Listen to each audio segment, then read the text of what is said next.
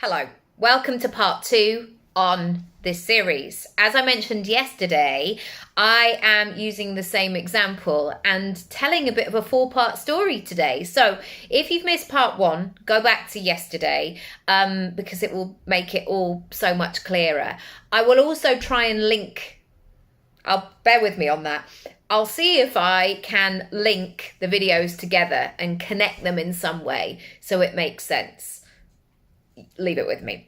Okay, so we're talking about money today because on a Tuesday I talk about money and pricing and packaging and investing and, you know, making this thing called life and business work, not just in a dream big way, but in a financial way, because that's how we need to operate in life. So the first thing I want to talk about in terms of these photos or whatever investment that you're making, you have to be really clear on the potential ROI of this.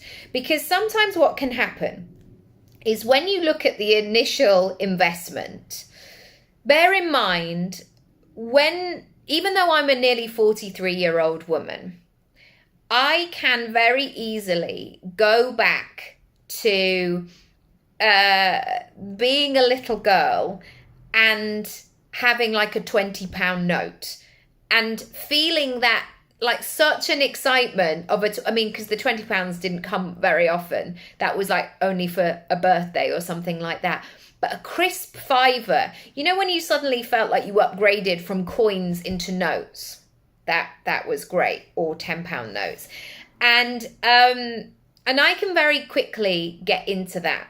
And so when I've made these big investments or small investments in my life, I have two things going on. What would that look like in cash? And I've mentioned about this year-long course that I did, which was close to £10,000. Like if I imagine £10,000 in my hand, that's game show money to me. That's like, whoa, that's still takes me to that place. And the second thing is, how long is that going to take me in working hours to actually make that amount of money? And of course, then I look at the ways that I work and the ease and flow that I have in my business and the possibilities of the internet.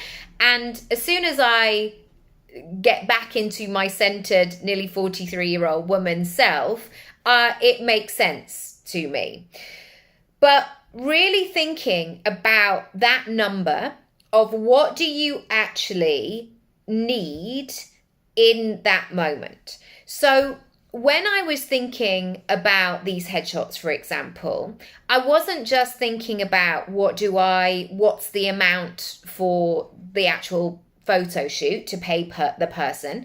I had to think about my travel, the clothes, the hair, the makeup, the skincare in advance. You know, I wanted to make sure that I had some good vegetables in my body so my skin looked and felt really good. So really being clear on that. But when I price all that up and I think about the ROI, it's an absolute no-brainer. And I think we have to keep connecting the potential of what we do to what is therefore possible. So having these headshots, for example, meant that I was in the game for a certain level of opportunities. And sometimes there's those moments where, you know, something happens and it was like, well, my friend's mum just took this picture of me and it happened to open the next door. But I am really I'm building a career here. I'm doing this for real. I'm not doing it to just have a nice picture of myself that's going to be in my downstairs loo. This is my career and this is something that needs to be considered and thought about. So really connecting with this ROI.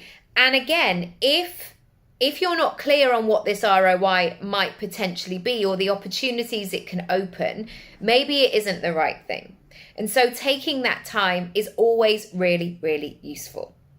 Number 2, I knew that these headshots, and I knew that when I've done other investments over the time, it is taking me to the next level in terms of being serious and professional. Serious, I mean, as in I'm committed, this is my job.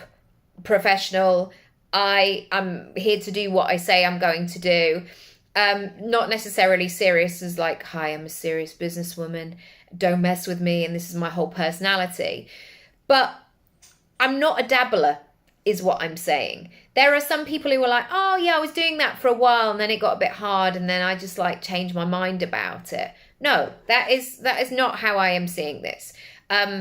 Operating in that manner has not meant that I can still be doing this 25 years later. I've had to show up with that level of professionalism. So the cheap option, of course, would be like, Matt, I'm going to stand against our wardrobe door. Can you just take a couple of pictures of me? He could, but he's not a professional photographer. He's not going to light it in a certain way. He might happen to capture a part of my personality, but it's not necessarily in alignment with where I want to go. This also needs to be shared in terms of this point. I know that everybody is in different circumstances. So that 300 quid to get some headshot shoots, headshot pictures may feel so out of reach for you right now. Like, what? What are you talking about? 300 quid. And so in this moment, sometimes we have to, and I will show up for this all the time. It's not a now decision, but it may be, okay, a year from now, I want to do that. I'm going to commit to putting 30 quid away for the next 10 months. So I've got that money in a pot and then I'm ready to go. Now is not the right time, but next year is the right time. And I think that this is really key because there have been so many times where I've wanted to do courses or I've been wanted to be part of something, but it made no sense on paper because I needed to do other things in that moment. And so giving myself that full permission with no shame, no judgment to shelf it for another year is great as well. So I hope you get where I'm coming from here, that this sometimes isn't a priority for now to do all of these things. Like in the summer, we had to have a lot of roof work done, which was unexpected and very expensive. And it meant that I had to say no to some things because not only did I need to be on site and, be doing all of the things, and also when somebody goes up onto your roof, you have no idea what else they're going to find. Fortunately, they didn't find too much other stuff, so that was okay as well. But I am very protective of my nervous system in that moment. So, equally, there have been times where I've had the money there in my savings and I've still not made the move. That's interesting and telling to me often because I'm like, why am I not making the move? Why am I not spending the money? The money is there. What else is going on? And sometimes it's like, oh, I'm not making the move and I'm not spending the money because I'm frightened of what the outcome might be. So these situations, they're complex. They are complex. There's always other stuff going on. Number 3, I know that sometimes there are other obstacles going on. And I want to talk about this in terms of a mindset of, should I be spending this? Should I be thinking about this? And this happened very, very early in terms of my acting career. So when I went to drama school, it was so expensive to go, to not only attend the school, but to live in London and have all the extra money for the other things that it was like, it's not a requirement, but it was sort of expected. So every holiday, every break, every Saturday, I worked. And I was also one of the only ones out of my friends, I was the only one out of my friends who went to drama school and did this kind of training. So my friends were going traveling, they were going to a festival in Barcelona for the weekend. They were like, let's all do this. And there were many things that I had to say no to. And that sometimes played with my mindset because I was moving away, or I was having to have conversations where they might have thought I was just being flaky. But the truth is that I had to spend money in that strategic way from being very young. If I wanted to do this, it required a different way of operating if I was going to be successful and have longevity and actually do the things that I say that I was going to do. So this thing, if I said to, say, my friends, oh, I'm investing this amount of money instead of, I don't know, going to Paris for the weekend, they'd be like, oh, come on, like oh, wow, that's a lot of money. But you have to keep linking it to what you're actually trying to do in the world. And sometimes that means having difficult conversations. That means sometimes saying no to somebody or yes to something else. Sometimes it's complex. Number 4, budgeting really clearly and abundantly for the situation. Now, if with this headshot shoot, I would, and maybe I'll do this next time. I would have loved to have been that person who shows up in a taxi, who maybe took an assistant along who was going to sort out my clothes and do all of these things. But in that moment, I did the things that I sort of prioritized. So I went and got a professional blow dry. I invested in some makeup. I bought some new clothes. So there were different things that I did in there. But whenever you are doing budgets for something, I want you to be very generous with what it's going to cost, what it's going to take. Have a backup plan.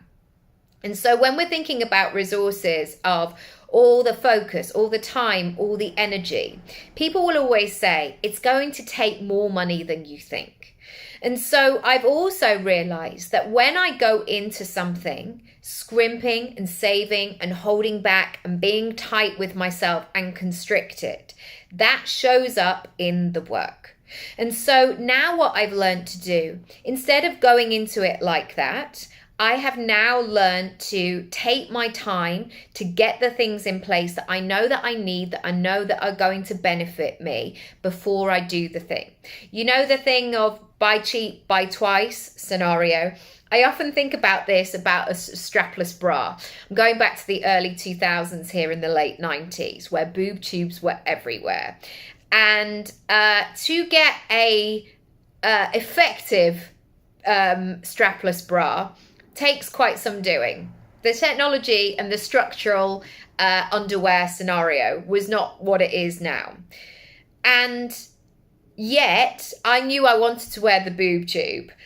And it was one of those handkerchief ones, where you have the beading down. Anyway, I knew that it got to a stage where I was wearing boob tubes so much, I needed to get a proper bra. Because you might start with I'll just wear my normal bra and pull down the sleeves and tuck them in, or tie them at the back, or whatever the heck that I was doing. And I think that this is the case sometimes, where we do things on the cheap, we bootstrap, we scrimp and save, or we say it doesn't matter, or we do things on a budget. And so I want you to play around with this idea of, what if I actually borrowed this thing? Or what if I looked at a different way of doing it? Or what if I actually gave myself another 6 months so I was in this position to feel really good about this process? Budgeting from that place where you get what you need is so key. Number 5, how are you going to make this happen financially and a priority? And we're going to be talking a lot more about this in Thursday's video about your future self and connecting to that. There is always going to be another bill, another priority, another something or someone or some outgoing that is going to be required from us. And I think about this sometimes in when I make a really nice dinner for my family. I make a nice dinner. I often do a roast chicken on a Sunday. And then Monday comes around, I'm like, Oh, I've got to make another dinner. Oh, right. Okay. Here we go. We're on that train again. And that dinner time, it comes round so quickly. And so this thing of I don't have the time, something else is taking a priority, I've got to put my money elsewhere. We have to get familiar and acknowledge with the fact that that's always going to be the case. It's always going to be the case. There's always going to be some other requirement of you. And so how are you going to not only acknowledge that, but still make time for you? And sometimes that comes with sacrifice. Sometimes that is, I've said it to my partner sometimes, and I was probably thinking in December where I said, don't worry about a Christmas present for me because I haven't got loads of money this was like our second Christmas with our son. I haven't got loads of money to spend on you and I'm going to get these headshots and is this okay? Yes, of course, it was absolutely fine. But again, going back to what other people do and how other people spend money, I was not that year doing a Christmas trail for my partner going, oh my gosh, I've just bought you 27 presents and I've taken them all across the stairs. I wasn't doing that. And we've definitely had those moments in our life where it's let's just focus on what we need to do in that moment rather than the other things. I hope that's been useful. Tomorrow, Wednesday, we're talking about visibility and putting yourself out there and being available for opportunities, especially with link to this as the backdrop. I hope you like it. Hope you subscribe. Hope you follow along. And I'll see you then. Bye.